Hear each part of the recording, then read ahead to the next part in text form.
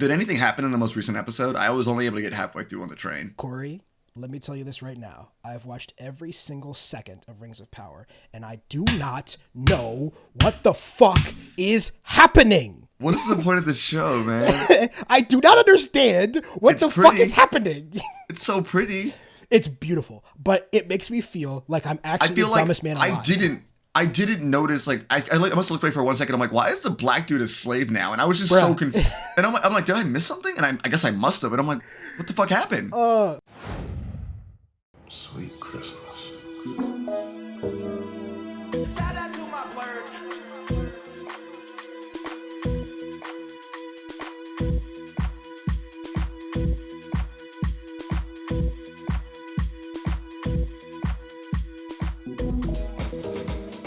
Hello, hello, hello. This is Che. This is Cory. And this is the Next Time On Podcast, a podcast where two lifelong friends discuss all things amazing and all things fetid in popular culture. If this is your first time listening to the podcast, it's like if Hans Niemann, instead of being embroiled in the worst chess cheating scandal of all time, decided to join forces to make the best podcast of all time. Is that fair, Cory? I hate you so much. Just every episode. I don't. You know who Magnus Carlsen is, though. No, you know who I Magnus don't. Come no, on. I don't. No, I don't. I don't Greatest know who chess player that of all is. time. I'm sorry, I don't know who that is. No shot. You never heard the name Magnus Carlsen. That name is both very strange, but also strangely generic. Gary Kasparov. Bobby Fischer. Bobby Fischer. Okay, isn't he the guy who cheated at Donkey Kong? Jesus Christ, Cory. What? That is a very timely reference. Many of our listeners will be applauding me in their homes while they listen to us on Spotify. If anyone's ever started clapping at a podcast just by themselves, I'm so sorry for you. I like our show, but I mean, like, if someone's just like at their house clapping at us, I'm like, yeah, that's man, a rough look. That made me think about. So yesterday, I went to go see like a play on a cinema screen, National Theater Live. They do a lot of them. It was really enjoyable. When the play that was on a movie theater screen ended, and just to be clear, none of the actors are in the same country as us. This was a British play. Everyone in the theater started clapping. And I was like, this is very... I mean, I sort of get... It makes slightly more sense than if this was an actual movie, but you're aware that applause is supposed to be like for the actors, right? Like, you all are clapping to nobody. Ralph Fiennes is at home. He's not worried about you. It's like... I think we as a culture like to clap for some reason. I don't know what it is, and I don't know what it is, but I think we just like to clap for some reason. I haven't actually been in that whole like movie star actually happens to be there situation, but I figure that somebody wants to believe that they'll one day walk into the situation and they'll be clapping, and then the person will show up. I feel like it'd be more awkward though if the person showed up and just no one, like, people were just dead silent though. Well, like if I had a movie and like no one clapped afterwards, I'd be like, oh, that's kind of sad for me, honestly. There's a lot of actors that tell stories sort of like that about like they went to, especially it happens in LA, obviously, they like sneak out to like a midday showing of their new release movie and sit in the back, and they're like, oh, I wonder if people are gonna like it. And you only ever hear those actors tell that story when people really liked it. I wonder how many times people showed up to a movie and they were just, the audience was like, this guy fucking sucked, right? I feel like that must be horrible at film festivals, because there's definitely a case where you're like, oh, this is bad. This is gonna be bad. Well, there's like a there's this, I don't know if it has an official name, but people talk about a lot of times like the film festival syndrome, where movies perform way better at film festivals because of that thing. You're surrounded, one, by people who really love movies. Like, this entire audience, people who spent thousands of dollars to fly to France to watch movies, so they're obsessed with them. It's just not, which is not a regular movie going experience audience at all. And literally in front of you are the 30 people that made this fucking movie. So like, my favorite of this is the Equalizer. Is like the legends of the Equalizer at Cannes are like, people literally like stood up and clapped for like 40 minutes after the movie ended. And I was like, oh shit, this movie's going to be amazing. And then I went to go see it, and it's like a okay Denzel Washington action movie. I don't understand why he did two of them. There's a third one coming. He's like never did a sequel. Then he's like, I'm just gonna do another one of these, and I'm like, I think he this is what you want to do. He must really like Antoine Fuqua, right? That's not the first. I mean, time I got to he's worked with imagine him that's at what all, it is. right? Yeah. I figure at some point it's just like I can get a paycheck and I kind of hang out with a buddy of mine and just go to work. Yeah, it's cool. They must be like pretty easy to make and fun, and I enjoyed them. I'm not gonna say they're like great art. I did not like the second one. I remember turning off the second one. I don't remember what happened. And I was like, I don't like this. I know the second one's like the action sequence at the end is so funny. He's like fighting them in a blizzard and like the Long amount of Island things or something. As the amount of things that I like that are really stupid, and like sometimes things are just like this is just like for some reason my brain breaks occasionally, and I'm like I just can't. No, I just can't do it. That. I don't know what that is, but I mean I like a lot of stupid shit. But then every once in a while a free guy comes around or some shit, and I'm like this is too dumb. Ladies and gentlemen, you have to bombard Cory with your requests to get Free Guy as a watch along podcast. We did the Zack Snyder cut, which was I think that broke painful. Us. I think that genuinely, like, by the third hour, that was just like two men just being like annoyed about what was happening just the entire time. One of the stupidest fucking movies. But we've got a pretty jam-packed episode for you today, and we don't want to talk about Equalizer for the whole time, as much as I would like that. So before we jump into it, a couple of points of business as usual. Do not forget, go and follow the podcast. We're on all social media platforms at Next Time On Pod. You can also check us out at nexttimeon.net, where you can find all of our archive podcasts, all of our writing, all that good stuff. If you are not watching on the YouTube video, check out the link in the description. Go drop us a subscribe.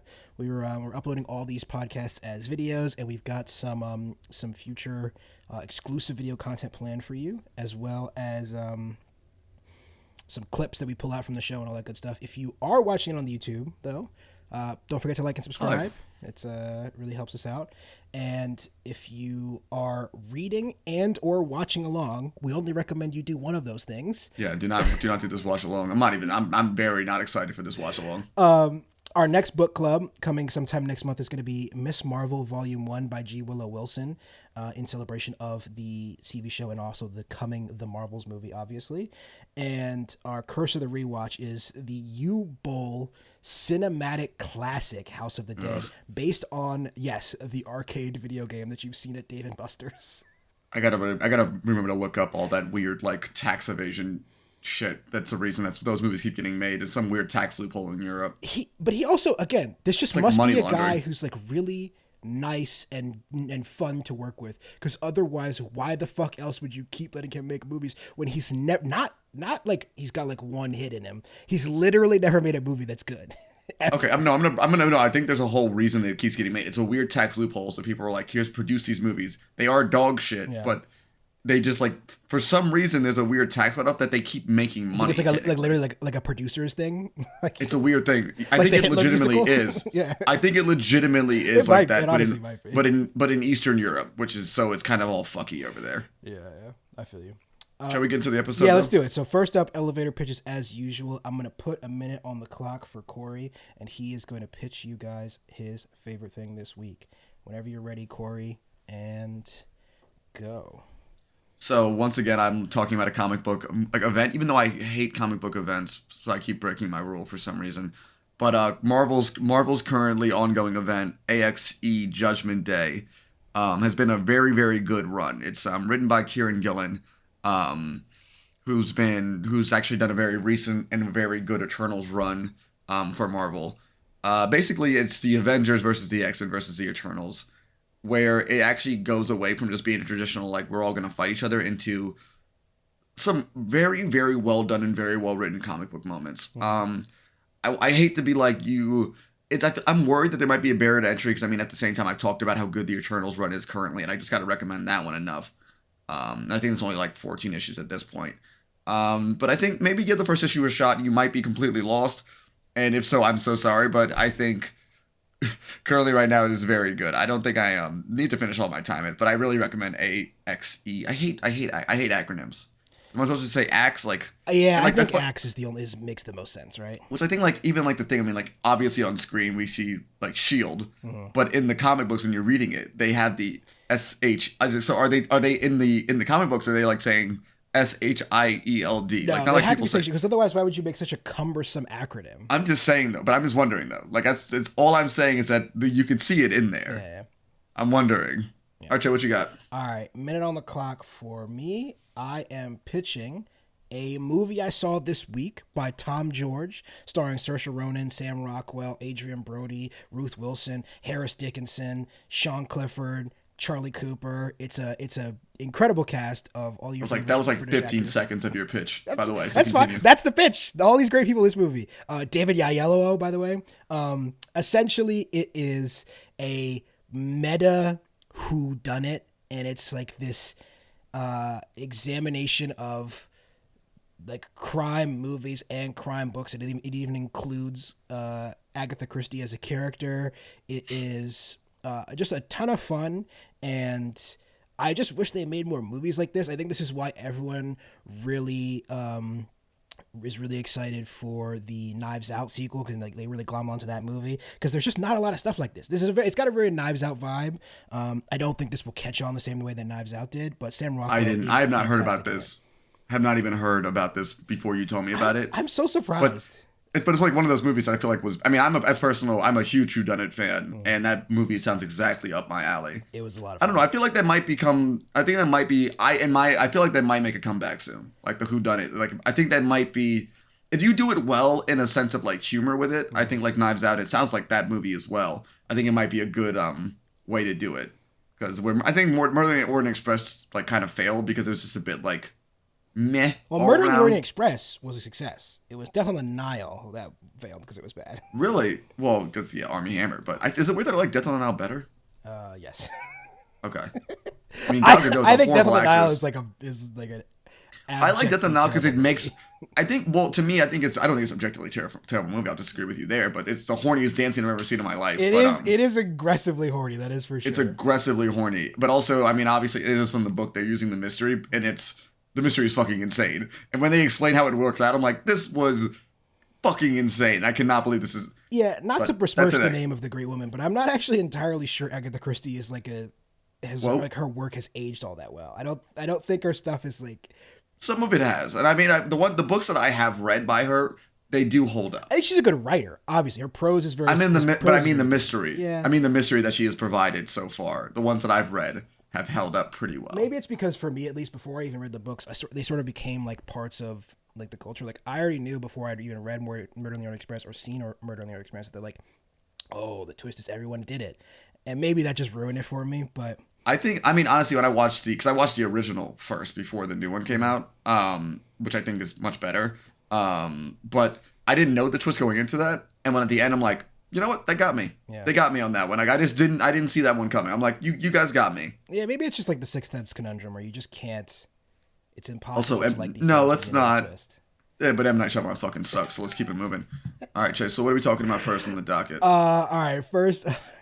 You know what? Talking about M. Night Shyamalan. Just to keep it moving. All right. Well, first up is the 74th Primetime Emmys. The last week at this point, basically last Monday, we had the award ceremony for everybody's favorite television shows, and it went essentially as well as I think anybody expected. The Emmys for a long time have been, I've always said, the closest, other than the Oscars, the closest thing we have to like a legitimate award show. The Golden Globes are obviously laughable. The Grammys don't really mean anything. I don't really know. I respect the VMAs more than I respect the Grammys at this point. And that's saying something because I don't think anybody respects the VMAs either. No, nobody does. It was in Newark, New Jersey this year. Yeah, was it really?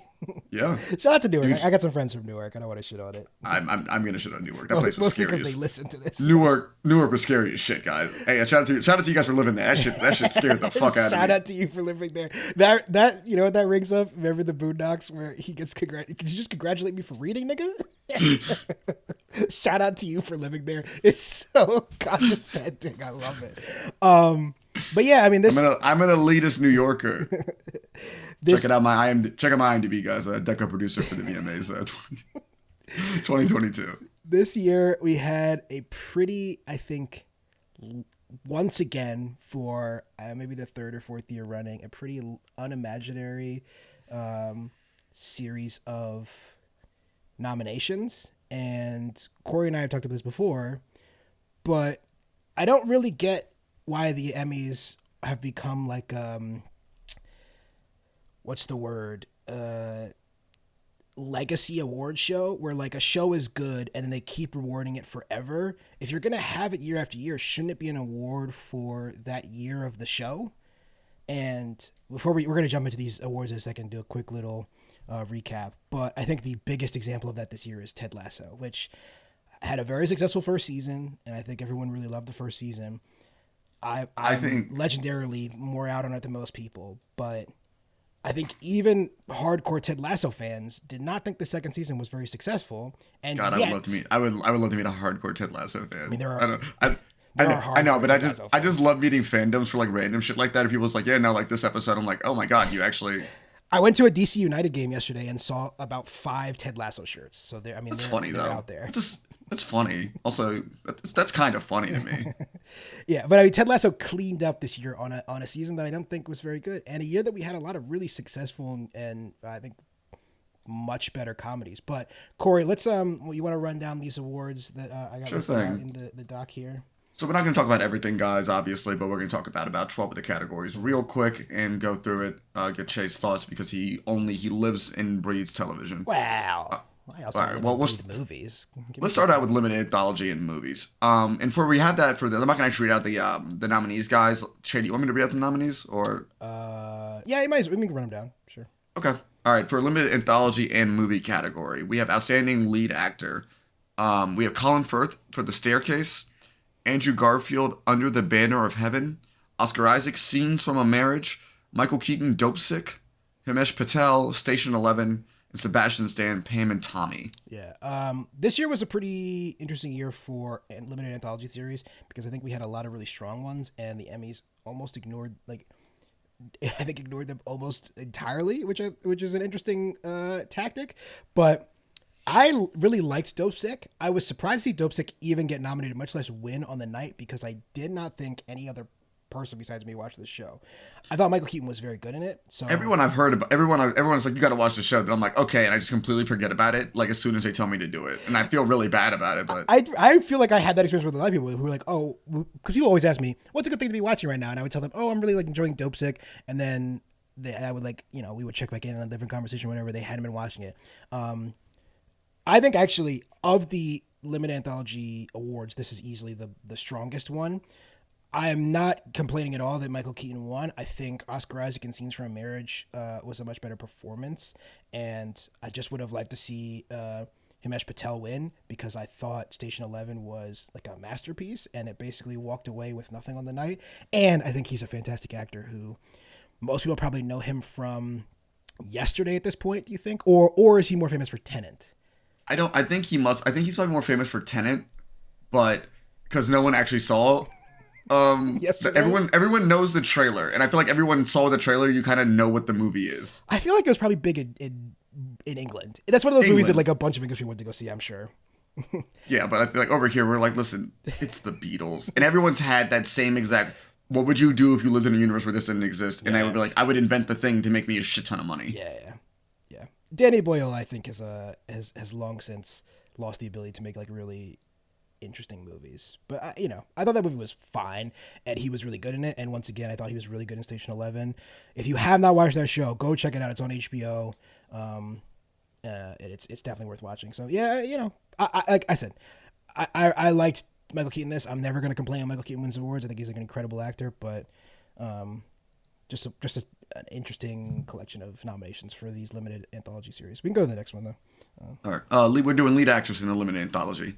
We have Toni Collette for The Staircase, Julia Garner Inventing Anna, Lily James, Pam and Tommy, Sarah Paulson, Impeachment, American Crime Story, Margaret Qualley, Maid, and Amanda Seyfried, The Dropout. Sorry, I didn't mean to laugh when you read out American Crime Story, but I think that show is so funny because literally nobody watched that show because when it was aired, there was like a really weird rights issue where it was one of the only FX shows. I don't know why. I didn't really read enough into like what the ins and outs of the contracts were, but essentially it's the only FX show that aired on TV but couldn't stream on Hulu and couldn't stream anywhere.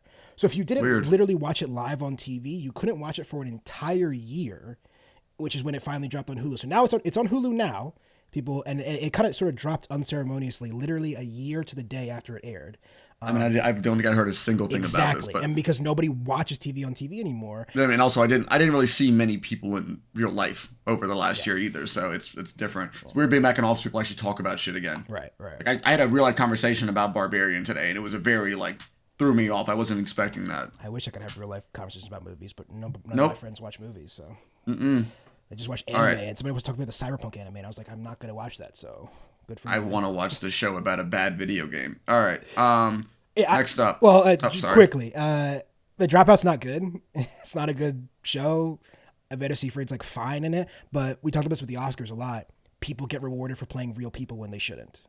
And which is, Elizabeth Holmes is somebody that we maybe Tony Collette should have got it.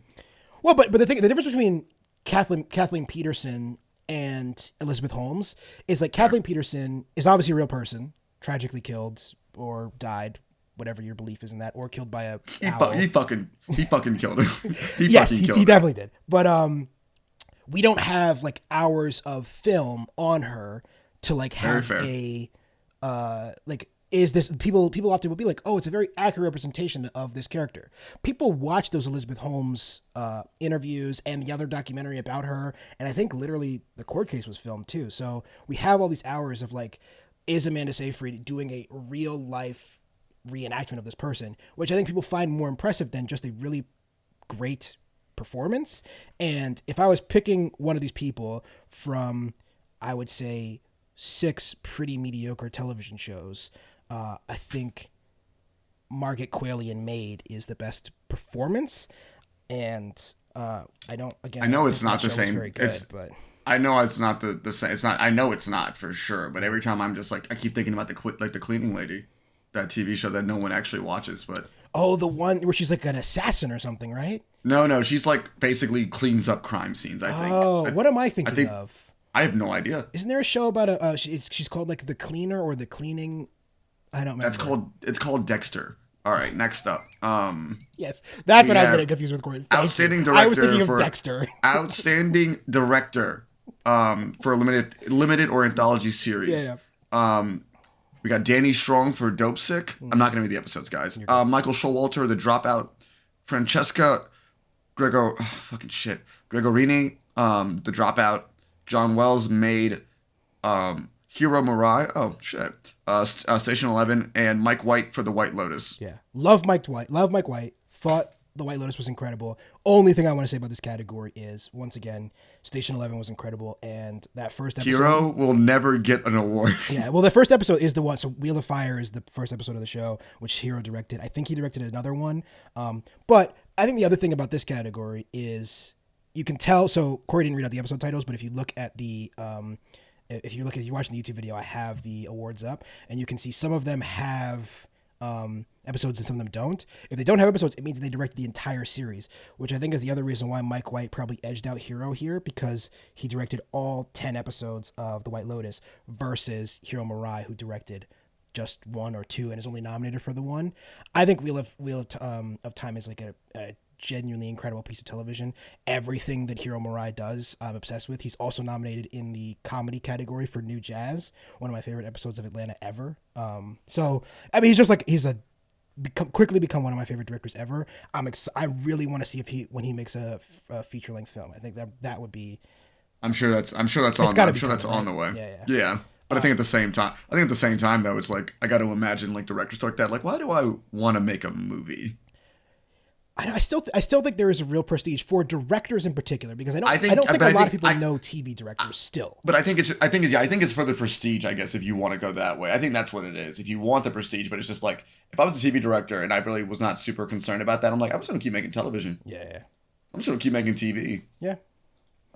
I don't know. But I think White Lotus is a fantastic television and was one of the biggest hits of the last couple years, so it makes sense that it really knocked it out of the park at these Emmys, so it doesn't surprise me. Yeah. But, and I'm not going to say I'm not going to rush you along, Che, I'm going to start pushing you a little quicker on these ones, because we like to talk. Outstanding limited anthology series in total. We have Dope Sick, The Dropout, Inventing Anna, Pam and Tommy, and the winner, The White Lotus. Yeah.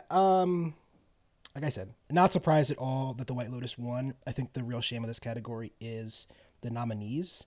I think besides The White Lotus and Dope Sick, which I think Dope Sick is like a B plus. I think the rest of these three shows are actually just bad. I think Pam and Tommy is incredibly boring television, despite the fact that I love Seth Rogen.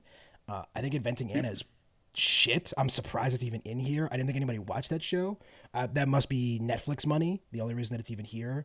And like I said before, The Dropout's not good. Amanda Seyfried's like a great actress, and I'm sure a big part of that is like people wanted Amanda Seyfried at their award show, but the show's not very good. Station 11 not being nominated here is just like it's unexpected, like inexplicable. And even I think American Crime Story, which I thought hasn't been a genuinely great television show since the O.J. Simpson one, not being nominated over the other three are weird. But we can just keep it blazing. All right, let's move over to comedy. We got outstanding lead actress in a comedy series. We got Rachel Brosnahan, Marvelous Mrs. Maisel as the titular character. Quentin Brunson, Abbott Elementary. Kelly Kuko, the flight attendant. Elle Fanning, the great. Issa Rae, Insecure, and the winner Jean Smart for Hacks. I think I sort of included this just because it was a lead actor category. The lead actress in a comedy series is always a pretty rough one because for some reason people don't believe women can be funny, and they often will not write very interesting shows for them. Literally on this list of the people nominated, 3 of them are producers on their own shows. So literally had to make a show for them to be a star in. Jean Smart's great. She's a legend. I think she's great in Hacks. I prefer Kaylee Cuoco in The Flight Attendant, but I'm not complaining. I don't think this is like a real shocker of a category. But again, I think the real bad thing here is that it's a really shallow talent pool because people don't make comedy shows for women for whatever reason. Definitely not for lead, yeah. Yeah. All right, lead actor in a comedy series. Donald Glover, Atlanta. Bill Hader, Barry. Nicholas Hoult, The Great. Steve Martin, Only Murders in the Building. Martin Short, Only Murders in the Building. Jason Sudeikis, Ted Lasso. Right, and also the winner, yeah. Ted Lasso. I'm not going to do my Ted Lasso thing for the 30,000th time on this show. Donald Glover, I guess, is just not... He's just never going to be able to do it. I don't really get it. I guess maybe because it's the final season coming up, he might get lucky, but who knows? Well, but that's the other thing is it's dropping so that'll be done in 10 weeks. And then the Emmys will be another 40 weeks after that. And it's very difficult, especially when you are not in the people's conscience anymore, to really keep that ball rolling. I hope he wins for this final season.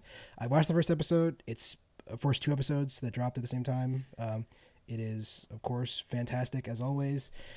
I think Jason Sudeikis is like fine in Ted Lasso. I find it really weird that this show, like I said before, got so. I know exactly. Okay, so here's exactly what happened. Nobody watches all this stuff, so it's just like people watch Only Murders in the Building. So that's but no for people. Sure. No, but I'm no people do it. I'm saying the people in the Academy because so many people can fucking vote into these things. Well, I also think people watch like Only Murders in the Building for sure, and I know you said you don't think Barry's popular. I think the numbers suggest that it's very popular. I'm just saying that people who vote way better. I just think people who vote on the Emmys, they don't watch all of this stuff. Maybe, yeah. Well, yeah, that's. Well, I mean, sure. no, I think it's like there's like a lot of people could be in the Academy, and I know people I've worked with. I'm like, you should not be voting on things. Yeah. You don't watch anything, but I'm like, for shows, it like sort of makes sense to me. I'm an obsessive, and I'm a little bit crazy, and I watch everything, and that I don't think is like a necessarily a thing to be strived for, especially for like people who have like other jobs. Most people are not full-time Emmy voters, but I don't think anybody is.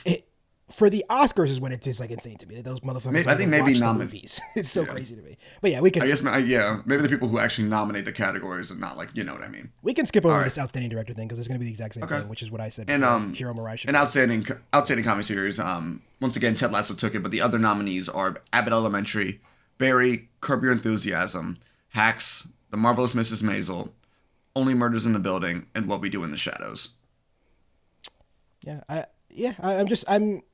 I'm surprised for a lot of reasons. Atlanta doesn't even get a nomination here. That is kind of strange. Which I think is the best show on television and has been for every year that it's been on. I find the lack of recognition for shows like Reservation Dogs really, I think, honestly, like upsetting. If you're going to make an argument that like Curb Your Enthusiasm had a better year than Reservation Dogs, Atlanta, Dave, all these incredible FX shows. I don't believe you. I don't believe you actually think that. I mean, also most of the Emmy voters are people in their like mid to late 30s as well. So a lot of those shows are usually kind of geared towards our generation a bit more than the general audience for this. Yeah, I listen. Ted Lasso won. Congratulations to Ted and the gang.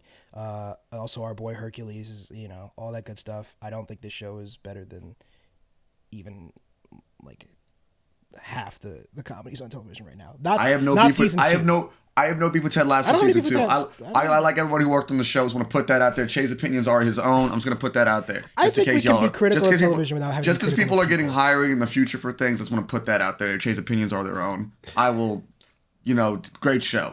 All right, you're not gonna catch me on fucking recorded medium saying bad shit. All right. Outstanding lead actress in a drama. We're going to drama. Outstanding lead actress in a drama series. Jodie Comer, Killing Eve. Laura Linney, Ozark. Melanie Lynskey, Yellow Jackets. Sandra Oh, Killing Eve. Reese Witherspoon, The Morning Show. And Zendaya for Euphoria. Also the winner. Zendaya. Yeah, love Zendaya's performance in Euphoria. I think she's the bright spot of what was again a pretty rough sophomore season. And I wonder if that show's going to come back. Apparently the set was like hectic as shit. Oh, it is. They're just firing all the people that they don't like and bringing it back. The show, HBO will not let that show fail. And the only person that they need to bring back for sure is Zendaya, whatever the fuck. And well, I meant and everybody else can go get fucked if they need to. Apparently, but I'm saying apparently the crew and like the for sure. Yeah. But it is people, HBO's people are having a bad time. It's HBO's biggest hit since Game of Thrones, and then probably not counting House of the Dragon. But when it was on, it was the biggest show since Game of Thrones. They're not letting that get canceled. Speaking of Hot D, man, I was catching up last night on episode 4. I haven't seen episode 4 yet. Don't do it to me because I didn't watch fucking Lord of the Rings for the show. Did you watch episode 5? Did you just like? Oh, sorry, no, I haven't watched episode 5 yet. Yeah, sorry. Yeah, no, episode 4 was I didn't watch episode 5 yet, and I had to stop halfway through. It got really fucking weird. Even and I'm like, this is. I'm like, fucking loving it, man. I can't. We're gonna talk about it soon. I knew where it was going. I still didn't want to see it. All right. Okay. What before we quickly move on? I'm just confused. And I've said this for the past like 3 years. How is the morning show keep getting nominated, Corey? Do you know anybody on planet Earth that watches this? Listen, Apple TV is a great service, so like, hey. Sorry, my apologies. I forgot about your current employer. We can move on before I say anything. I am a shill. I just don't want to get canceled again. I can't go through that again. I think Jon Stewart's doing all right though. I think he'd be all right. I think he has I think they have like a 3-season like immediate deal. So I think they're going anywhere for a while. Yeah. Outstanding lead actor in a drama series. Jason Bateman, Ozark. Brian Cox, Succession. Lee Jung-jae, Squid Game. Bob Odenkirk, Better Call Saul. Adam Scott, Severance. And Jeremy Strong, Succession.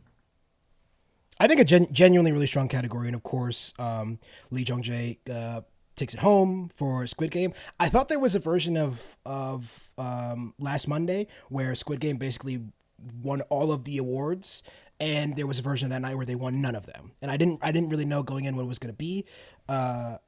I think his performance is good. I would, if I was picking one, I would say Brian Cox in Succession is like obviously one of my favorite performances on television right now. Adam Scott in Severance, especially that last episode. If we're just talking about like just single included like contained performances, that final episode of the first season, which I won't spoil for anybody who hasn't watched it yet, but I thought the show was incredible and his performance in it is so great. But I said this is easily the strongest category of the night, and any of them winning wouldn't have really bummed me out. So, I mean, as someone who really enjoys Squid Game, it's very nice to see recognition for that. I think more foreign productions winning is never a bad thing, despite what like 4chan will tell you. I'm not a big Squid Game guy, as people will know, but I think that I think his performance in it is great, and more foreign actors, Korean shows. Let's get more fucking like European shows, South American shows in here. I think that's just better for the Emmys. Is like having a real global presence is never a bad thing. So we need more variety. If not, we're gonna keep on getting the same white people shit over and over again. So it is. I mean, to be honest, it is Lee Jung-jae and then 5 white dudes in that category. Oh, I'm very aware. I'm very aware of what I just said. Let's talk about some more white people. Kidding. Outstanding supporting actor in a drama series. Nicholas Braun, Succession. Billy Crudup, The Morning Show. Kieran Culkin, Succession. Matthew McFadden, Succession. Oh Young-soo, Squid Game. Park Hee-soo, Squid Game. I'm sorry if I'm fucking that up, guys. John Turturro, Severance. Christopher Walken, Severance. I think the thing that's really interesting about this category is when we talked about Succession. Succession is like so far has been like a season for each character in a lot of ways. The first season was obviously about Kendall Roy, Jeremy Strong's character. I think the second season was really... Oh, I'm sorry. Matthew McFadden did win for Succession. I did not say who won the category. Yeah. It takes him home. And then season 2 was really about Sarah Snook, I think. And it really seems like this coming season is going to be the Matthew McFadden season, the Tom Wozgam season, especially with the way that show ended. Again, no spoilers there for people who haven't watched it. I've always been a McFadden head for a while. He's great in this like little known British crime show called Ripper, which is sort of about Jack the Ripper and sort of not at all about Jack the Ripper. Ripper Street, not just Ripper. I think he's great. I think this again. This is another really strong category, and I'm going to sound like a broken record every time we do the Emmys and every time we do the Oscars. But the reason that it's easy for people to find 6 really strong performances by men, and it's hard for people to find 6 really strong performances for women, will often be, by all your least favorite white dudes on Twitter, will often be attributed to the fact there are no great actresses. That is not true. It's because white dudes keep writing these shows and don't know how to write women, and there's a reason that there's like 10 great Succession characters and only one of them is a woman. That's just an example. I'm not saying that there's anything wrong like that show, but I just think it'd be really cool if one year we were talking about how strong the race was for best lead actress in a performance, which I don't think we will be anytime soon, unfortunately. Although the Hot D has a lot of really, really great actresses. That is true. And we're getting 2 more leads, so I feel like Hot D is a pretty like, I'm trying to think of like, I think like that's probably the strongest like mostly women led show, even though like, yeah, I mean, honestly, even to me, I feel like I consider Matt Smith more of like a side character, and like rather than even he has been so far for sure. I think he's going to be a bigger part of the show going forward. But yeah. We keep. No, I'm not saying to Matt Smith. I'm saying to his character. Outstanding writing for a drama series. Okay, I guess I'm gonna say the episodes, guys. Better Call Saul, Plan and Execution. Thomas Schnoz, Ozark, Hard Way to Go. Chris Mundy, Severance, The Way We Are. Dan Erickson. Squid Game, One Lucky Day, Hwang Dong-hyuk, Succession, All the Bells Say, Jesse Armstrong, that is the winner for this category. Yellow Jackets, F Sharp, Jonathan Lisko, Ashley Life, and Bart Nicholson. And Yellow Jackets, The Pilot, by Ashley Lyle and Bart Nickerson. Yeah, I included this because I think that Succession is one of the best written television shows maybe ever, and Jesse Strong has a way of writing dialogue that I don't think I've ever seen in any show ever. That includes my favorite show of all time, Mad Men, and like even like Game of Thrones, which had to juggle, and it's doing the same thing that Succession was, and juggling all these characters. But the way that Jesse Armstrong can really, he has this really distinctive language for each character, and it's so important to the way that their character is built. Like, nobody talks like Kendall Roy on Succession. Nobody talks the same way that Tom Wozniak does, or Brian Cox's character, or everybody has a very distinctive voice, and it is ingrained in their character development in a way that I don't think we see in other shows. I would have loved to see Dan Erickson win for Severance, which I think pretty sure that's the pilot episode of Severance, is one of the best written episodes of television ever, but I'm never going to complain when Succession wins, because Succession is just, like I said, incredible. So yeah, I'm surprised to see 2 Yellow Jackets episodes here, by the way. I thought that show was good, but I'm 2 that's one of those nominations. That is one of those shows I've seen like a lot of people do mention Yellow Jackets to me. It's very good. It's very good. I think it's like a lot one of those things that I feel like people just kind of latched onto. I think it really hit people after the pandemic with like people literally getting trapped in a cabin in the woods, like having literal cabin fever. I think it really struck with people. It hit at the right time. So People like to relate. I mean, like, should I watch Hateful Eight every time it gets cold out? I can't go anywhere. So and every time. That's a rough movie to watch every time it gets cold. Then I murder whoever is in the house with me. Don't go in the basement. Just kidding. I don't have a basement. I live in an apartment. All right. Outstanding drama series. This is the last category we're going to be covering before we keep going with our episodes. We have Better Call Saul, Euphoria, Ozark, Severance, Squid Game, Stranger Things, Yellow Jackets, and The Winner's Succession. Should have just been doing it like that this entire time. Yeah, just a great year for TV. I just wanted, drama. The drama category is always obviously the most prestigious. Once again, sounding like a broken record. Would have loved to see Severance win here, but Succession was great. Better Call Saul, a show that I respect more than I enjoy. Really closed it out with a great final season.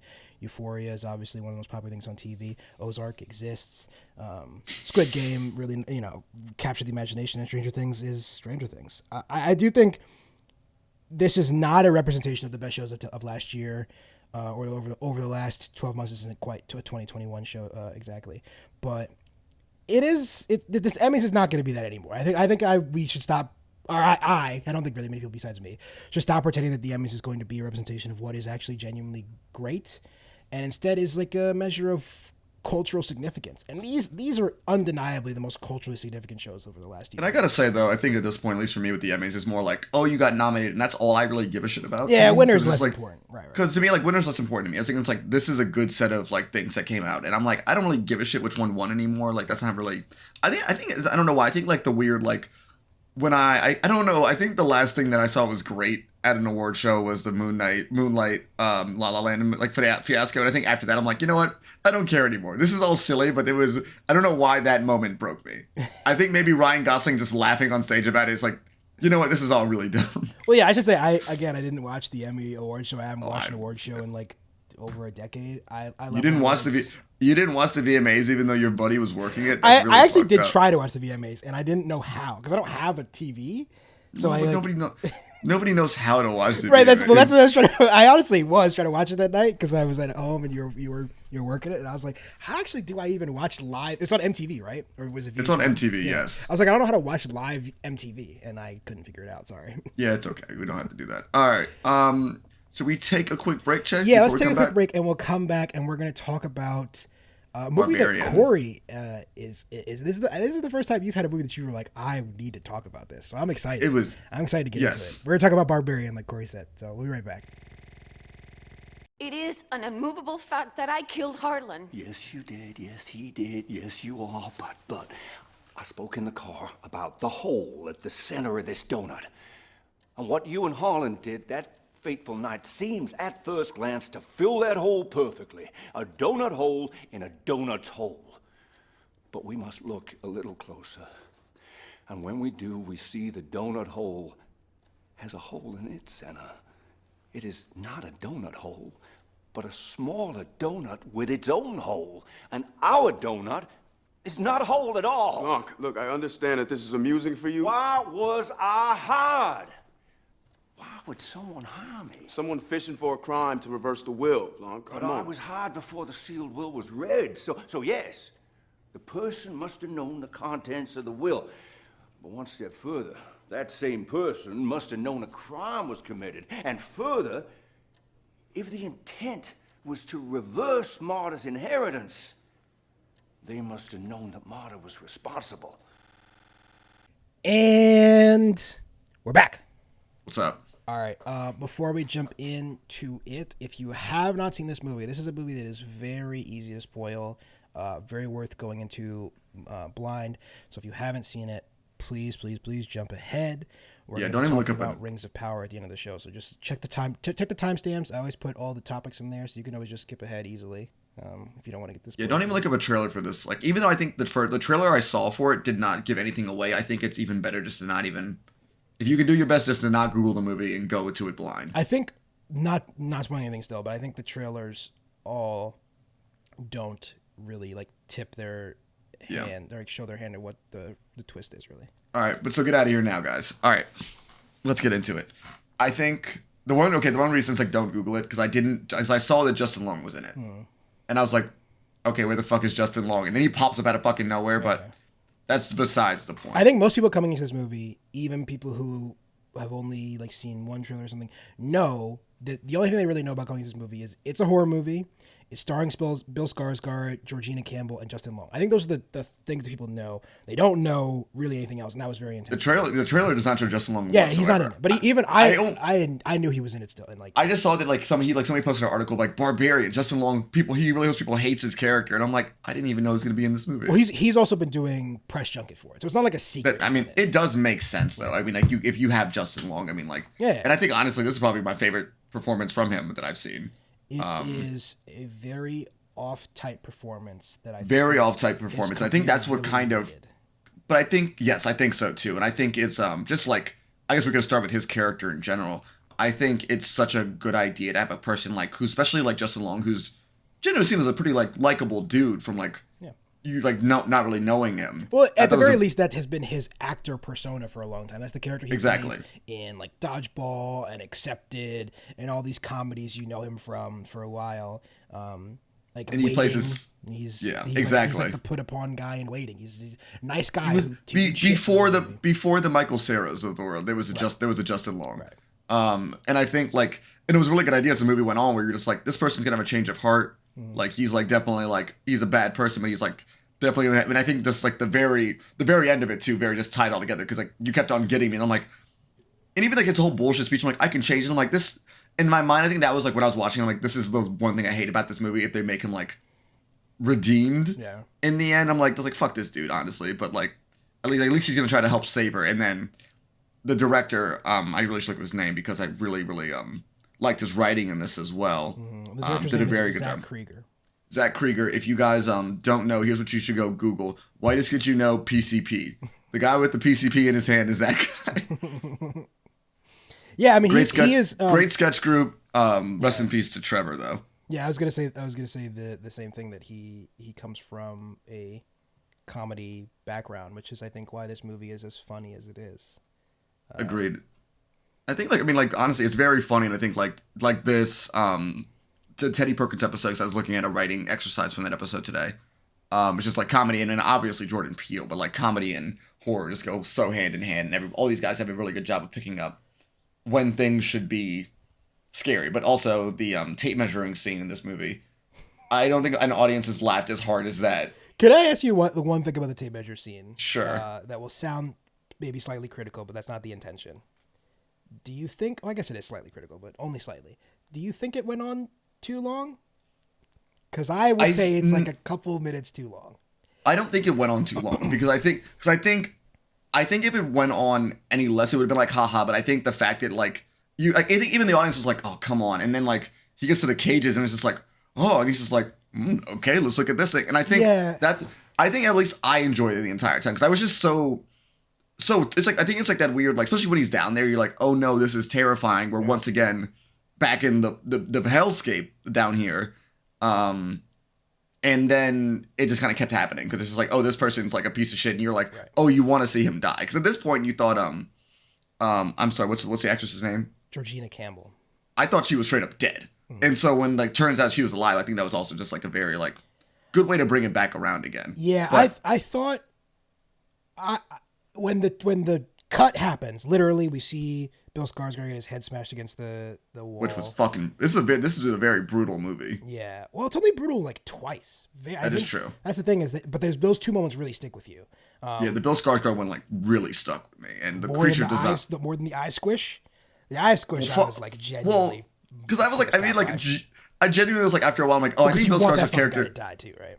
Yeah, exactly. So, but I think the Bill Skarsgård, I'm like, oh, I actually like after a certain point, I'm like, I don't think he's actually evil, and I kind of clocked that. I'm like, I don't think he's actually a bad guy, and I think that's what made it worse. Where it's just like, okay, first off, that is such like white man energy though to be like, I'm gonna go look at it anyway. Like, well, I think that's really that. That's the point of the movie. Yeah, no, I agree with you. I think like you're about to say what I was about to say. Like, I think she even kind of said it earlier, where it's like, you're a guy, like you could just walk and it doesn't fucking matter, and like you'll assume you're fine, right? And we see that for sure with Justin Long later on, where it's just like he literally walks into a room with a camera and a bloody handprint, and he's like measuring square footage, just measuring it. Yeah, I think that's the part, because it was almost too slapstick at that moment. His like his willful ignorance when he's like, oh, there's like a hidden room in my basement. Let me measure it to see if I can sell it for, like, use that to sell it for square footage is really funny. But then the moment for me is when I was like, maybe this is going on too long, is when he's literally measuring the room with a bloody handprint on the wall and he seems unfazed.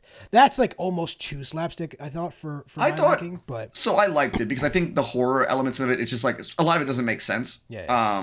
So I kind of liked it from that aspect, and I think what that scene did, I mean, the entire, like, I guess, second act of the film did, it's not all the second act, but, like, it is such a good job of being, like, because, I mean, the beginning of the movie is very, like, this feels like a regular movie, like, you kind of had this whole, like, which I think is very good for horror films, you kind of need to be playing a different type of genre. The opening 30 minutes are by the numbers horror movie filmmaking. Yes, and 100%. Very intentionally so. Yeah, and I think, I mean, at one point, I'm like, I kind of see where this is going, this is scary, whatever. And then, like, the cut happens, and I'm like, okay, the tension's gone. I'm kind of back into being like, okay, let's follow this guy.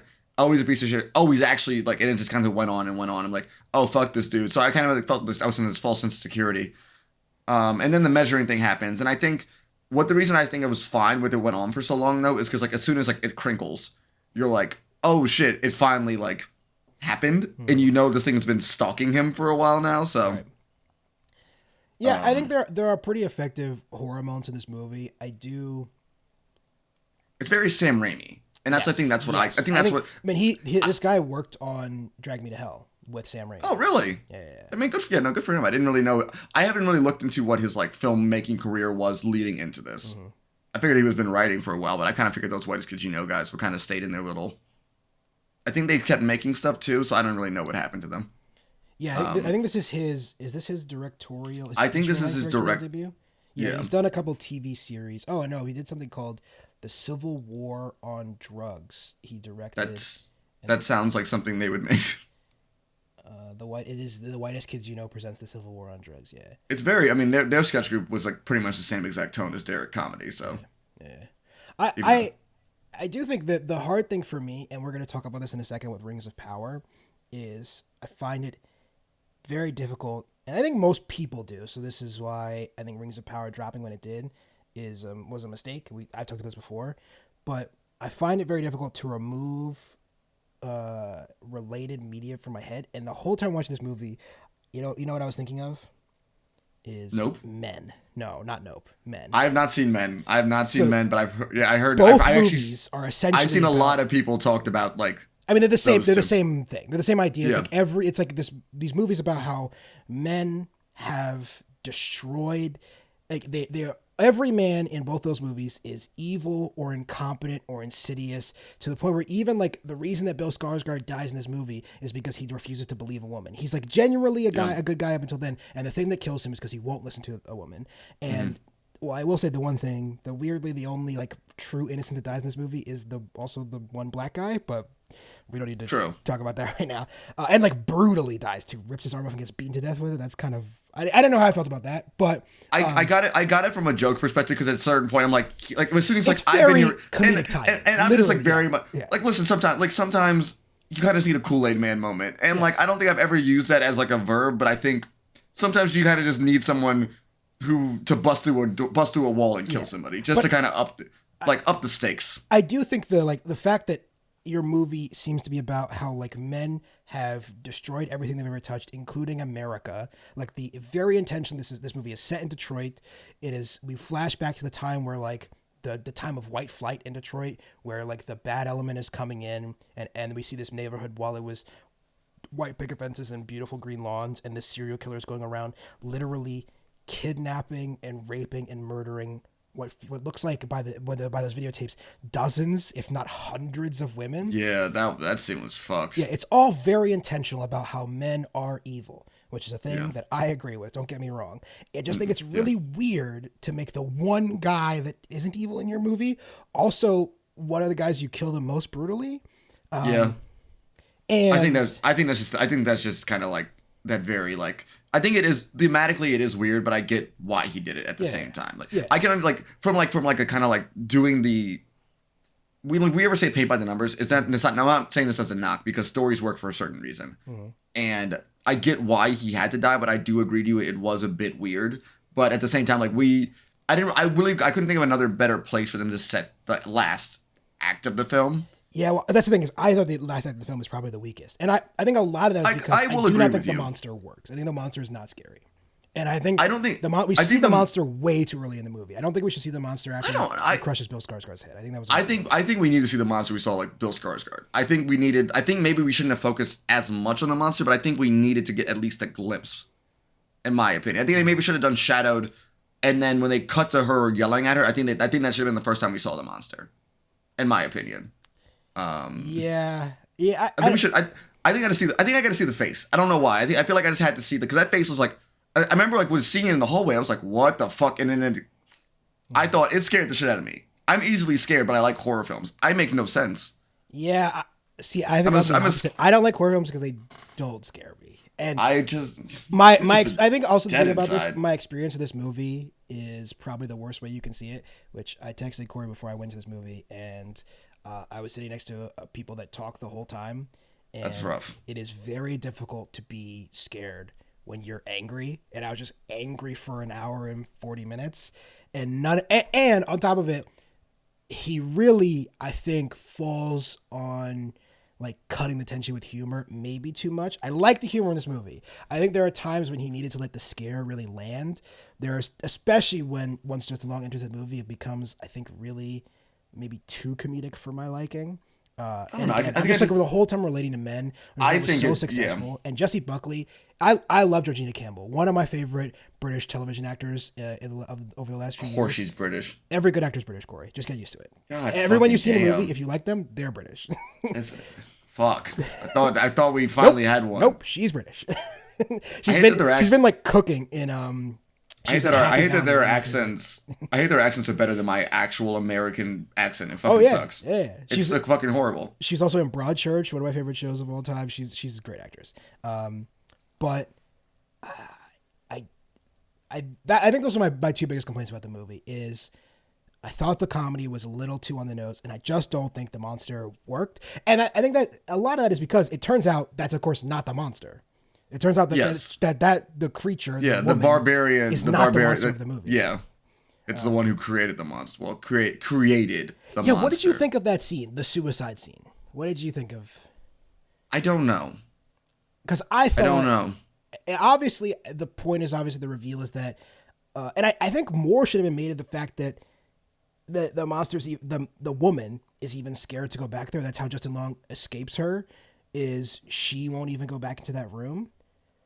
But I think are we supposed to believe that he killed himself because Justin Long says the cops are going to come and see everything that happens, or does he kill himself because he's literally dying? Because he's obviously like.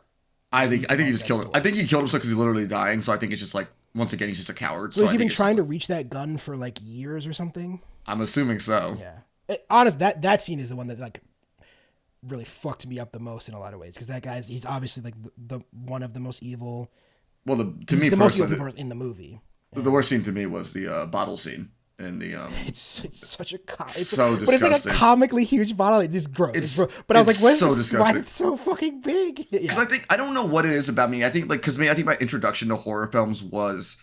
And I think I still like a lot of relation to is like Sam Raimi. And Evil Dead 2 especially is a horror film, but that movie is very funny. Yeah.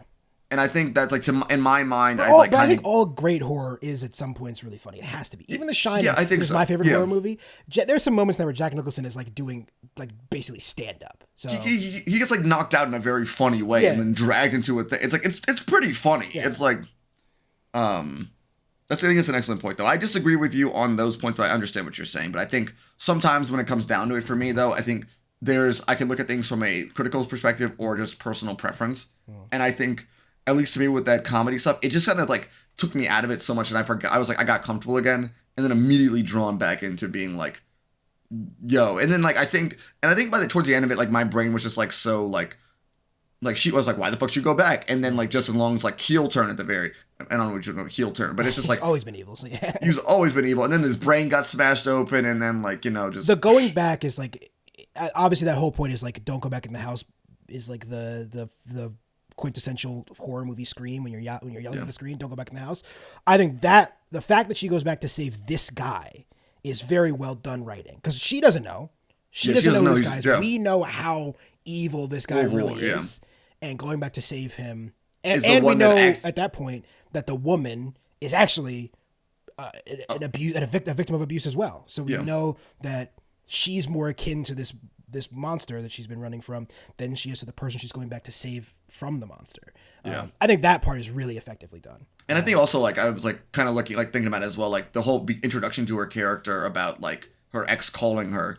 And, like, I think, like, she kind of mentions, like, yeah, I keep going back. And I think Another that was really just, like, subtly done thing that I think they maybe should have leaned on a little bit more. But this movie does beg for a rewatch. Like, I think so, watch too. this when it comes out on... I'm excited. I'm excited to see that again. But I think, like, very much at the end, I think it's a very interesting, but also very well done. Because I think, like, we're so taught as people to be like, you gotta look out for each other. You gotta look out. But, like, I think a lot of times, like, we need to look out for ourselves in a sense. And I thought this movie itself, especially, like, for a woman, like, it's just like, you don't need to save these stupid motherfuckers. Like, she went to go out and save them twice. That's why she even got caught in the first place. Because she didn't listen to herself. Well, to be honest, what should have happened is, of course, ACAB, as you all know, but these fucking cops should have gone to this fucking house. It's crazy. It's great. That scene actually made me, aside from people talking next to me, made me physically angry. I like wanted to fight somebody. That's why you know it was a fucking good ass Right. scene though. Yeah, But it was very effective. It was so good. But I was like as it went on, I'm like, they're not gonna help her, and I was just like, no, because at that point, I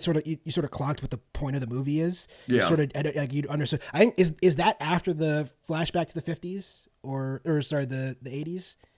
I believe it is. So at that point, we literally know that the villain of this movie is actually like this serial killer. Because we've also heard there's like the evil stuff in that house. She's not the worst thing. All this stuff. We already know all this.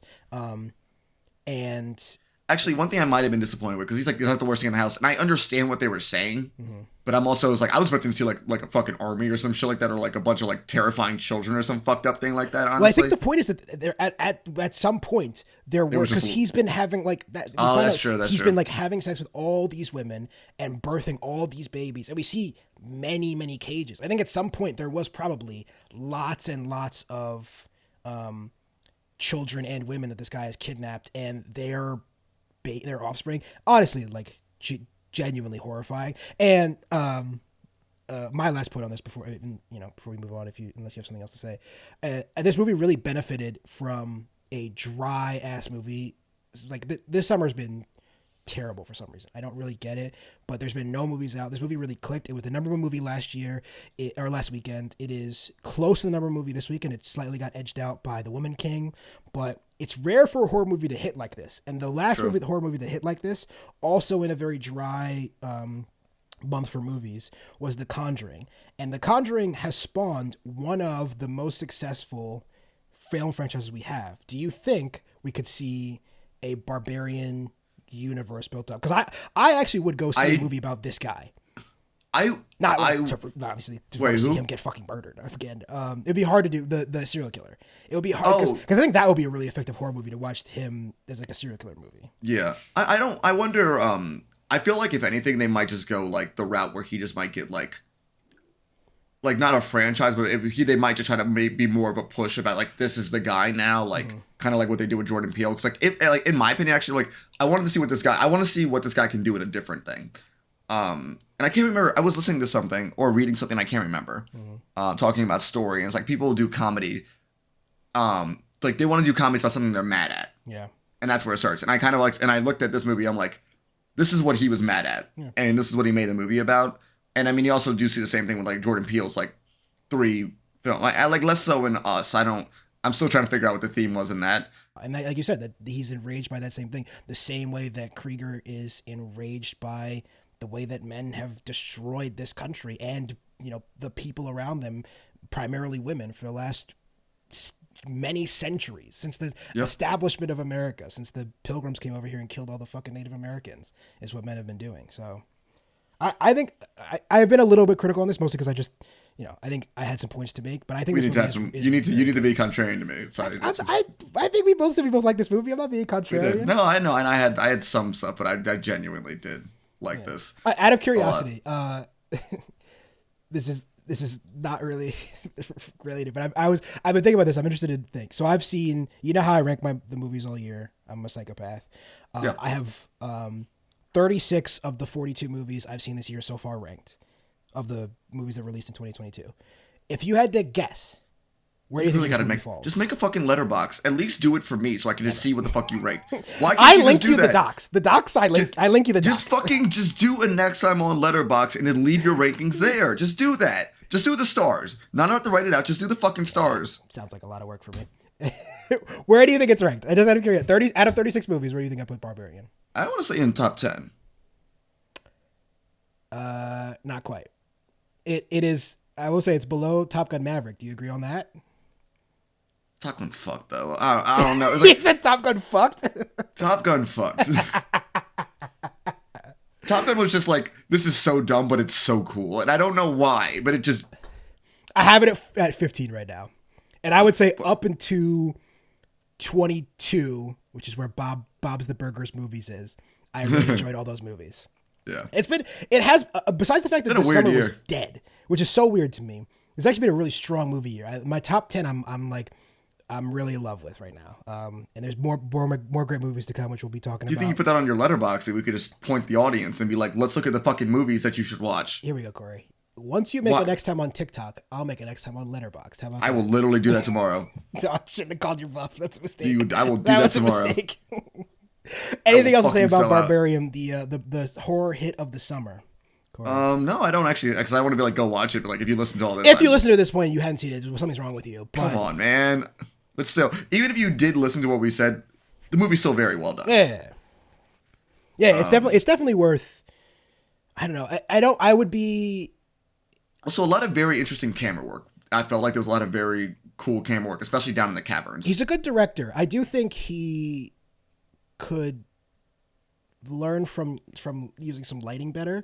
I think lighting thought the is lighting so was well important. done. No, there are parts that I think the lighting is really effective. That trick she does with the mirror and the lighting down that hallway, I think is really Yeah, good. that was really cool. The moment that it attracted for me, where I think the lighting was really detrimental to the scene itself, is that scene where Justin Long shoots her by accident, and we see that like bobbing flashlight in the distance. I think that scene is probably the weakest shot in the movie. But I love like the use of the purple light in the hallway. He has a really effective use of color, which I think is hard to do That's in fair. horror movies. And we didn't really tip this, but I love the fact that when she enters at night, everything's dark. You don't really clock anything. And then the way the light is used in the morning, where you see how literally like destroyed the neighborhood is around her that she came into overnight. That scene is really effective too. Dude, like also just straight up people, public service announcement. If you want to get Airbnb, check the Google Maps. Just look at the street view. You got to do that. Public service announcement. Don't go to Detroit, nigga. Like, what are you doing? Yeah, no, don't go to, never mind. Shout out to all of our listeners who live out in Detroit. No, all right, there's nobody in Detroit. Nobody listens to us in Detroit because nobody lives in Detroit. Didn't you see Detroit? This has been bombed out. Fucking scary. We actually do have listeners who are from Detroit. Yeah, I from know that. Detroit. Are Yes. you still in Detroit, though? No. All right, let's take a break. Yeah, we'll be back when we talk about Wings of Power. Where's your car, Bobby? It's not outside. We left it at Jeremiah's. Yeah. Jerry drove us home. You know, Volvos are one of the safest cars out there. Volvos are incredible, man, when it's a blizzard outside. That's fascinating. Hey, Gretzky, you know what this is? A hair from your wife's tit? Try it from your thick skull. Forensics took it off a pair of contract killers we found dead this morning. Fishing for a confession with a phony hair, huh? That's the old one, boys. Come on, Green. You know when I'll know you got my hair off a dead body, right? When I hear the jailhouse doors close behind me, girls. Okay, then you tell me what they told you. You think that these thugs were hired to kill Evelyn? Is that it? And we're back. Sup? All right, it's time to talk about Lord of the Rings, The Rings of Power, the most expensive television show of all time, and also has split the internet in a very predictable way that we're just going to address up top really quick, and then we're never going to reference it again. Is that okay with you, Corey? Fair enough. They're elves. They can be black, weirdos. I don't really get why you care so much about this. Guys, also, guess what? It's not real. Yeah, shocker. So weird to me that people give this, and the people carry like grown ass men on Twitter caring about the race of Little Mermaid have been the two least surprising and also most depressing things that have happened over the last week. But I would say this, though. The funniest thing I saw about Little Mermaid, though, was Ariana Grande has looked like Little Mermaid in both directions. Yep. It's Ariana with that. Ariana Grande is an Italian woman who is currently pretending to be Hispanic or Latin. Wasn't there like a whole thing where she came out and apologized for like brown facings and is sort of like if she's still why she apologized? She's still fucking doing it. Oh, I don't know if she. I don't know. I don't follow Ariana Grande that fucking. Fuck. Oh, you know what sucks, guys? They're bringing back Avatar to theaters this weekend. Oh, because they want to rake in all the money they can. Money, please. Do you think? This is unrelated entirely. Do you think that movie's gonna hit? Do you think Avatar 2, The Way of Water? Yeah, hit? I think so. Do you think people give a shit about Avatar anymore? I'm gonna go see it because I don't know. It's like I'm gonna see it, and I don't know why I'm gonna see it. I might go see it, but there's also a chance to. I don't remember what comes out. December really cool. Is like a hit movie time. Like big movies dropping in December. Yeah, and I would want to see it in IMAX. I remember seeing the first one in IMAX, and it like was visually amazing. I remember leaving like that movie was beautiful, stupid as shit, but it was beautiful. Yeah, so stupid. I don't think there's a version of this movie where it's better than the first one, though, right? Yeah, no, I don't think it's gonna be good at all. So if it's worse than the first one, which is not a good movie, no, it's gonna be. I think it's gonna be worse than the first one. Shout out to Sam Worthington though, cashing them fucking checks. I'm so like I think this is the only thing he's been doing though because he's not a good actor. Yes. All right, let's talk about Rings of Power. Rings of Power. So I actually wanted to open the segment with this, but we spoiled it a little bit for ourselves in the break. But I'm going to ask you this question anyway, Cory, and you tell me if you can answer it.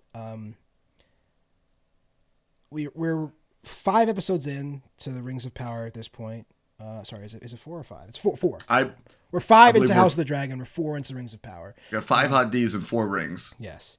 And I've watched every second of every single one, mm-hmm.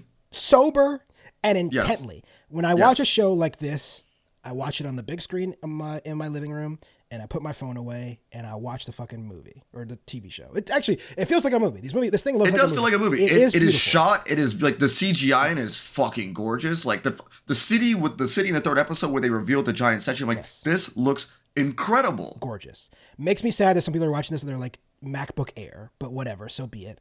I'm going to ask you this question, Cory. Yes. What is the plot of this movie? Because I do not know. I have no idea what's happened so far. I really, really wish I could have an answer for you because I genuinely have no idea. Because I was watching, like, why are they building this tower again? And I just like, and I was like, what's going on here again? And then like, also I'm like, Galadriel, what's her plot? She wants to go back home, and it's like, what? Really, this could have been solved in a sentence. Well, and now we have a weird side plot with this guy who's definitely not Aragorn, and it's like, why are we? It's like, come on, like, it's the same character. Yeah, so that's Haldrand, played by Charlie Vickers, is the not Aragorn you're talking about from The Raft. 100% Aragorn. Galadriel, played by Morfynd Clark. That's not a real name. Clearly she's Welsh, so don't besmirch my Welsh comrades. Sorry. I love the Welsh. She's not Welsh, she's Swedish. I fucked up. God, well, you don't like the Swedish stuff. She's from Sweden. She's born in Sweden, but she is Welsh. So I don't know if Morfynd is. I think Morfynd is a Welsh name. Doesn't sound Swedish to me at all. I think the thing that's weirdest about that plot line is it seems like it is the main plot line of the show. Like, this is very much doing a thing from like the Game of Thrones where there's a bunch of different disparate plot lines. Yeah. And then there's one that we think is like the most important. So in Game of Thrones, that's of course the Jon Snow plot line. That's like the through line throughout the show. Wherever he goes is sort of where like you think the most important thing is happening. It's really good that he has such an impact on the show though at the very end though, you know? Let's not do this. Let's not do this right now. I it makes me so mad. Sorry. I don't want to do it. Sorry. But I don't understand what she's doing. Like, so she got on a boat to go to the afterlife, which I don't think is actually afterlife, but it's weird. Whatever. She was going on a boat and she wasn't going to come back. Afterlife. But she's not. Let's not get into that. I don't really. Okay. My friend explained it to me, and I was like, I don't know what the fuck you're talking about. Cool. And Che and I do a podcast about comic books and how difficult that is to understand. And if I'm like, I don't know what the fuck you're talking about, that's saying something. Yeah. It's tough because I have read I don't know Corey, I don't know about you. I've read the 3 Lord of the Rings and The Hobbit, and I've seen all the movies, but I haven't done any of the other stuff. And it's been a while since I read the Lord of the Rings, the original trilogy. I saw the movies. Saw the Hobbit bored me to tears. I never actually read the book. I never finished the book. I think The Hobbit is the best of the books. I never liked it. It's the most enjoyable to me. At least. Everyone told me that, so then I was like, I'm not reading the Lord of the Rings now. Lord of the Rings is slower than The Hobbit, so if you were bored by The Hobbit, you're not going to make it through the Lord of the Rings. But if you guys want a fantasy series that fucks, Way of Kings, Brandon Sanderson, great book. Sorry, continue. Well, no, I mean, so I feel like I'm coming into this with like a pretty decent, especially compared to the average viewer of this show. I think I have a pretty good foundation for my understanding of the Lord of the Rings universe, and I am lost. I wonder, let's say, for example, the average viewer of this has probably seen the original Lord of the Rings trilogies and maybe some or all of the Hobbit movies, because eventually the third one of those movies tanked. Or there's probably some people who have never seen any of the Lord of the Rings movies who are coming to this. Those people can't be enjoying this at all, right? Actually, well, yeah, no, I think that's very fair. Because I think, especially because I think like what seems to be the case of this, it's like in Game of Thrones at the beginning. It was like the dragons. Don't worry, these dragons are going to be there at some point. And it's like, okay, cool, I'm down to look at some dragons. And this one is like Sauron is coming, and I'm like, I don't give a fuck. Right. It's like I don't know why we're doing this whole like cloak and dagger situation about it. If you guys just want to do like war and like kind of the war politics about people assembling and going against it, like, but now we're like, I don't know. It's like, cause like, it's like another unfortunate situation about it is like we all know Galadriel's like, she's trying to find Sauron so she can get revenge. Mm-hmm. She does not succeed. Yeah. We know that. It's like, that's, and it's not like the dark, like, it's like, I mean, cannot believe I'm about to say this. It's not like Return of the Sith, where it's like, we know at the end we're going to get Darth Vader, but Darth Vader's like this cool villain, whatever. Sauron's fine. Well, he's not really, like, he's the villain of the original trilogy, but he's not on really screen. He's like this eye in this guy. Yeah. And he had his hand cut off. Yeah, the villain of the original trilogy is the orcs and the was he the Gray Wizard, the White Wizard, whatever. What the fuck is he? Christopher Lee. Yeah. I don't remember what his character was called. See, guys, we're not Lord of the Rings guys. But I do. Nope. I think the thing that's weirdest about this show is Saruman. Yes, good one. Why would he put it so close to Sauron? Corey. What, Tolkien, come on. This is fantasy shit. This is the other thing. Why can't these people just be called John? Just for my sake, please. Well, Jon Snow in Game of Thrones, and we saw what his effect was on the plot at the very end. Don't do this to me, Corey. I can't handle it right now. I'm already mad about one fantasy show. I say this. I have friends who enjoy this show, and those. I can understand why you would enjoy the show, because like watching the show where it's like I'm enjoying the ride. I have no idea what the plot is about it, though. That's the thing. The two friends that I have that have told me that they like this show are, one of them is a massive Tolkien nerd, like has read all the books multiple times, has read the like accompanying material, all those like the notes they published, all that stuff, all that stuff. He's big into the Tolkien universe. That I think makes sense, because this feels like a lot of fan service. There's a lot of reveals in this show where they say like, "Oh, welcome to whatever this dwarf cave is called," and you're supposed to think it's really cool. But me, average show viewer, doesn't know what the fuck this means. It's exactly just like pretty cave. Okay, great. And I'm like, and I, my brain doesn't work well. You know what they could have done though? They should have done this though in the beginning, which is like, here's a recap of what happened in the movie, and here's like, this is this thing. So I'd be like, oh, this is who that character is. Like, there's like the character who helps out, like the sea captain guy who seems pretty chill, and who helps out Galadriel, who speaks English. Yeah, but like his character is like the king of like a huge king in the end of the like he's like a very like big character later on, and like in a very big reference towards the end of like beginning of Lord of the Rings, like at the final battle and shit. And I'm like, if I had a bit of a reference, I went online to I don't even know why I referenced it. I'm like, oh, this is this guy, and I kind of know who this character is. Yeah. But you guys are saying is like, this is this guy. I'm like, okay, he seems like a pretty chill guy. That's all I know about him. I think the where this show fell like tripped up, and that character's name is Elendil, by the way, played by Lloyd Owen, who is just like he's a big British actor. I think you guys have seen him in a ton of stuff. But this show is obviously written by huge Tolkien fans for Tolkien fans. And if this show had been like half as expensive to produce, I think that would have made a lot of sense. But they wanted this show to be Game of Thrones. And to quote Ben from Parks and Recreations, the reason that Game of Thrones works is because it tells human stories in a fantasy setting. Yes. And what Rings of Power is fantasy stories in a fantasy setting. And I've said before on the show, I think we're both in agreement here, the thing I like about Game of Thrones and the thing I like about House of the Dragon is not the dragons. I do not give a shit about the dragons. The dragons and the magic could be gone from those shows. The thing I love about that is shit. But Game of Thrones is a fantasy show for people who don't like fantasy. Yes, but that's why it was so successful. Yeah, I know, but I think I like the fact that there's a fantasy show that is about fantasy. I just wish this fucking storytelling was better. I think this is what fantasy is, though, Corey. Isn't this? No, it's not. No, I don't really like fantasy. As someone, so that's I read fantasy, and this is not what fantasy is. This is bad storytelling. I feel like, at least for me, my experience of especially hardcore genre fantasy, especially in writing, is whether it be short form or long form writing, it is very invested in world building in a way that I have no connection to. And I think that's what these first 4 episodes have been, is actually, honestly, pretty in-depth world building. And if you're into this world, I could see why you'd be enjoying it. You were getting introduced to all these characters. We're spending a lot of time with like the Hartfoots, who I can't imagine why they're back in the show, these fucking half Hobbit things. Nobody likes the Hobbits. I feel like the Hobbit. I mean, shout out to Markella Kavanaugh and Poppy Richards, who are doing their best. I think they're both good actors. But that storyline is dog shit. Unbearable. It is the worst part about it. The fact that the most like dramatic thing that's happened in the Hartford's storyline is a guy spraining his ankle is crazy to me. They're fucking... Okay, first off, let's just kind of talk about them in general. What an insane group. Like, you sprained his ankle. You gonna die now. Bruh. You dead. You dead. I can't believe they did my boy Lenny Henry like this. Sir Lenny Henry is out here with fucking twigs in his hair. The man who narrated my favorite book of all time, Anansi Boys, is out here talking about like... Oh.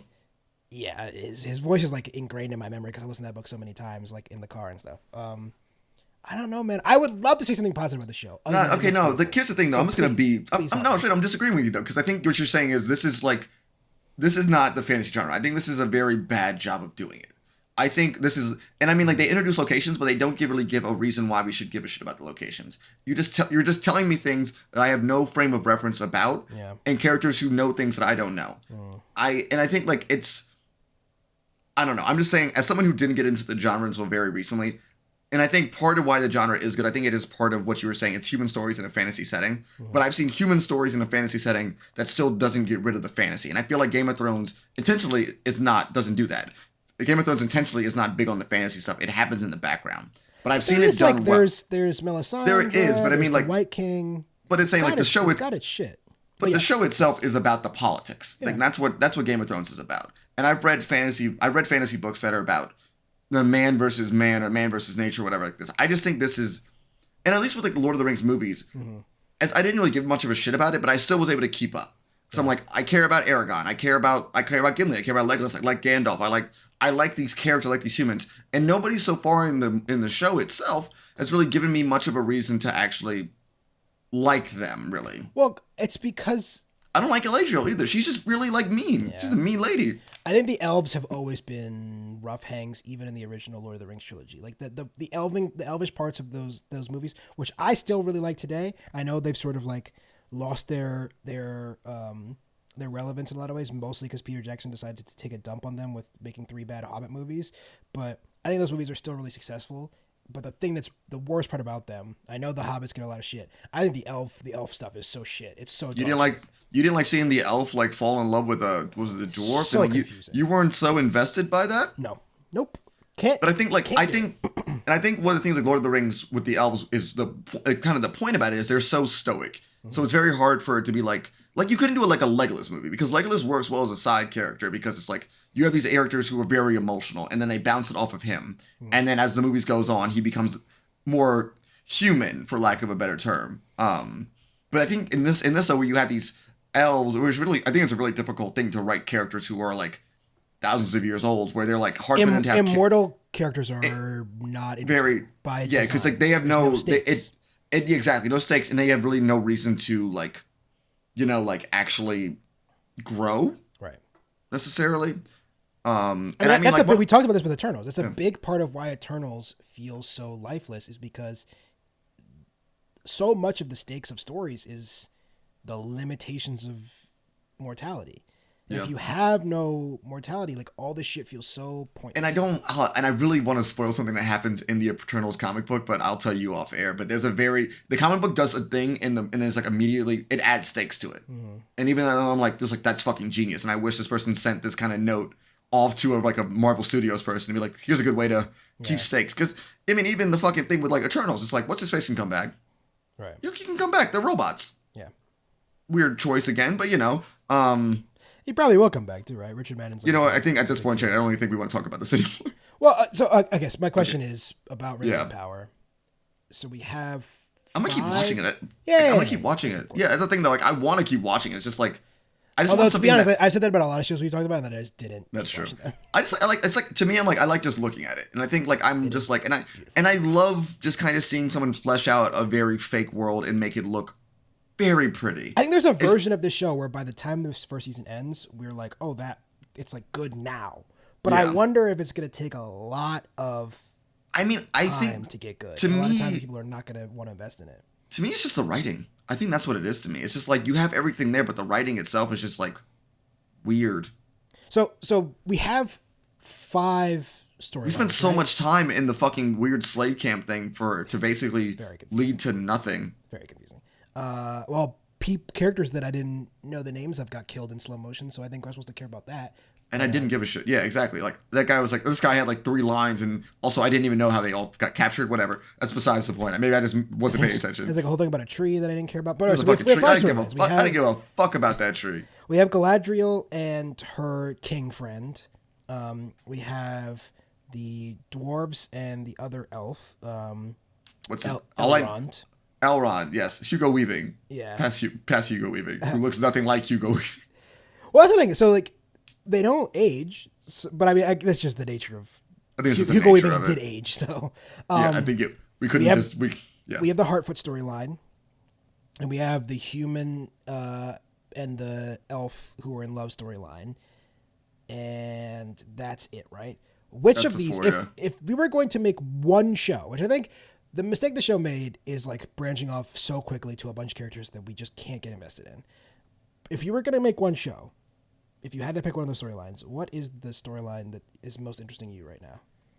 I think the Galadriel stuff, even though I'm not a big fan of her character, I think that's like, to me, I think that's what I like. I like going back to that one, I think. Yeah. I think the elf storyline could be interesting, but I don't really like the characters besides the elf and the woman that he like, the ones that are in love. I fucking hate her kid. I want to punch that little shit in the head, but like. Yeah, he's a little idiot.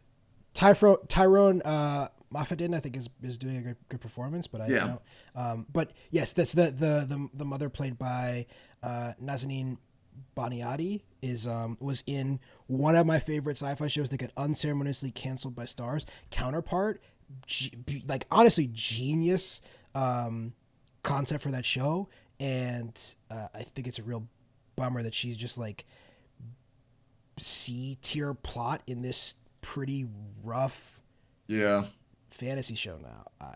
I think a lot of people in the show thought this was going to be their big break, and it probably is. And also, and I think also like the thing we also now that I have not finished the most recent episode of Rings of Power, but now that we're in the city with Galadriel, and then they started like taking who I like the character Ellen, what the fuck ever his name is. It's like the fucking hard names to remember also. And his daughter is like now like in Hogwarts or basically whatever, and I'm like I don't care. I don't care about this. I don't care about the racist humans. Don't give me this shit. I just want to know how is this going to affect the plot? Because all we're doing right now is spinning our wheels. Yeah, I mean that's the thing that like so Game of Thrones obviously it's but Game of Thrones actually had great pacing. Well, but yeah, and it's also but there's no it is hard to keep really inspired to Game of Thrones because I think Game of Thrones is an anomaly, but also this is very intentionally trying to do a Game of Thrones thing. The thing about Game of Thrones, when it starts, we get a bunch of disparate storylines, but we know at the very least what the motivation, what the plot line of the first season is. And that is, we learn very early on that Robert needs to get a new hand. His hand is dead. He needs to get a new hand. And we know the hand, Ned, has a lot of animosity with his wife and the other Lannisters. That is the underlying plot of season 1, and a lot of different stuff happens on the side of that. We have the Jon Snow stuff. He gets sent to the wall, blah, blah, blah, blah, blah, blah. All that stuff. But the problem, I think, with this show is the underlying plot line of, and like you said, I'm with you, that I think Galadriel stuff is supposed to be the most interesting. It is obviously the main plot line, as we said before. The underlying plot line is what? Galadriel's trying to get back home for what? To get revenge, I guess? And it's like to stop Sauron, but clearly Sauron's already, like, working. Like, he's moving, like... Yeah, so is the fact that there are orcs a surprise to people? They still call orcs? I think that's supposed to be a surprise. I think they're supposed to be like, because I think like in the beginning they were like, yeah, we've had peace and we have not seen anything in forever. And I think that's the whole like we got rid of the orcs. Because she brings the head of the orc to the tavern as a show that like they are still alive. Yeah, but these orcs are not like being all that secretive. No, they're not. It's and also like I think like right now it's like even though they're kind of borrowing a lot from the beginning of the Wheel of Time series too. It's a very like I realized that. By the way, I'm still in the 3rd book. I meant the show, but oh, absolutely not. I watched those first couple episodes and I'm like this, and I'm like someone like it put a bad taste in my mouth for the fucking books. Yeah. But the beginning of it is very much like they don't believe in this monster. They're in a small town, and then basically that's like shit starts hitting the wall basically because they're like unassuming. But I think, yeah, man, I don't know, man. Like that's just like that's a better version of Wheel of Time than I fucking got apparently. So you know. Yeah. So as you said, Game of Thrones is fantasy for people who don't like fantasy. Yes. The show is bad fantasy for people who like fantasy. You like fantasy. What is the best true fantasy show? Oh, I don't know. In your opinion, that you've seen in recent memory. I'm gonna give you a list. So I've googled fantasy TV show out of curiosity. Let me give you a list. I remember they say. And when I was like when I was reading Way of Kings for the first time, I'm like, I would love to watch a good fantasy show, like a good fantasy show. But I was like, I couldn't think of anything. Well, I guess the reason I'm asking you this, and it's an expensive genre, is I think because one, yes, it's very hard to make. It's expensive, but I also think it's very hard to make well. So we have this list, according to Google, of popular fantasy TV shows. Some of these I don't think count, but I'll just list them anyway. Stranger Things, I wouldn't really think that. We've already said so. House of the Dragons and Game of Thrones. Again, we said outliers. Why those are not really necessarily good indications of the genre. Now, this is the first one I think maybe is up to the par. And I don't like this show, so I'm interested because I think you do like it. We have The Witcher. Is The Witcher the best fantasy show of the last few years? True fantasy. Yes. Okay. So far, that's number 1. We've got Wheel of Time. We both said is shit. Yeah. Some show called Fate, the Winx Saga, which looks like it's a CW show, so I'm just going to pretend like that doesn't exist. We've got Outlander, which I watched the first 2 seasons of, and is, if we're talking about mad horny TV shows for women, I understand why women love this show. It's got the fucking in it. It's not for me, but so be it. Umbrella Academy. Do we counting Umbrella Academy here? No. I don't count. I'm not counting contemporary, like whatever. Like I'm talking about like fantasy world shit. Like this is our first. This is the first one that I really enjoy, but again I feel like a little different. His Dark Materials.